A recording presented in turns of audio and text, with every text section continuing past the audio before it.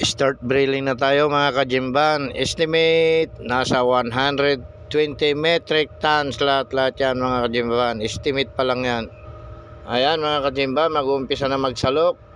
At makikita nyo punong-puno yung salok mga kajimban. Estimate niyan nasa 5 metric tons. Sa tabs nasa 150 tabs yan mga kajimban. Ayan o, ang ganda ng size ng isda, halo-halo, Philippine skipjack at may halong mga Philippine tuna mga kajimban. Ayan o, hirap na hirap yung hydraulic dahil punong-puno yung salok natin.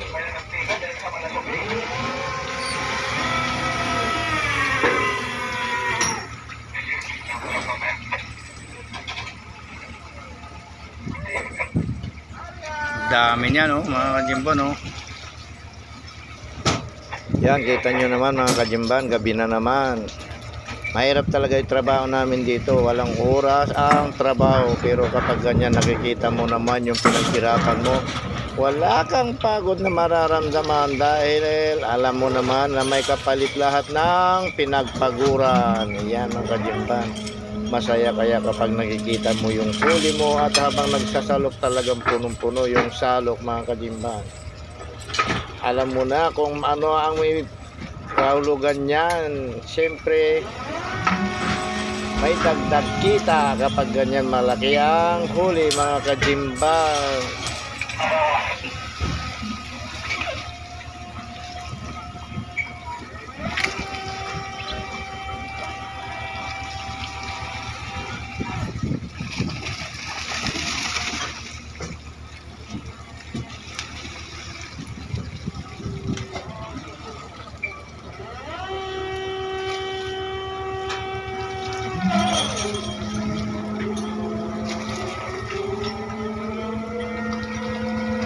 Talaga naman umaapaw.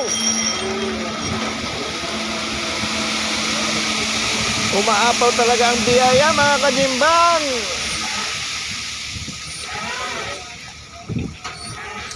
Ayun si Fishing Master Araro yung nakatuyo doon sa may control. Ayan.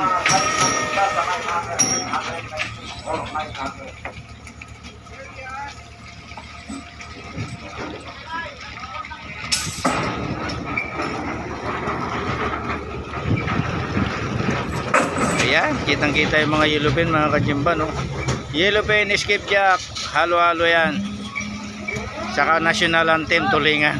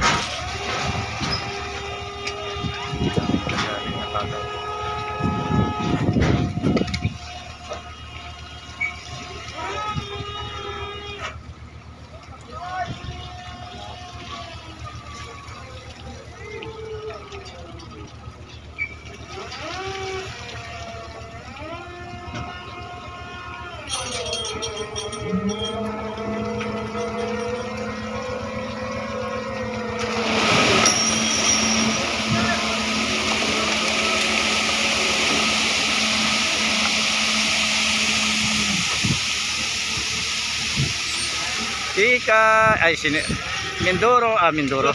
No. Mindoro.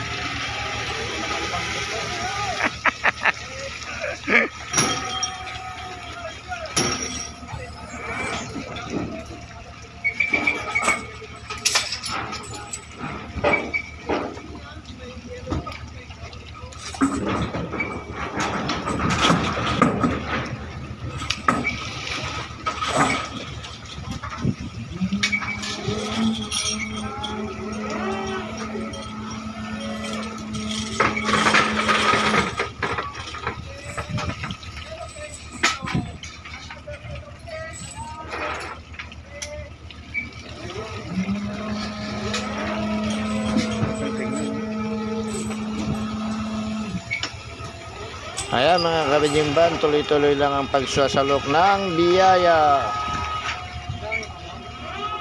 Kaya pa?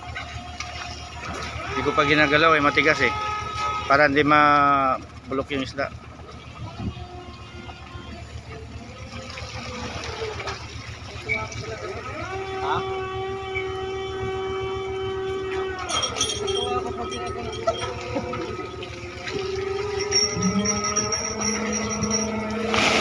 Ano man to sinuno?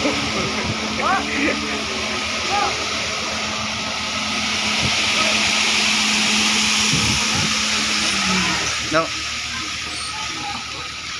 Makakasataw ako nito. Oh, yan, may lipit ka.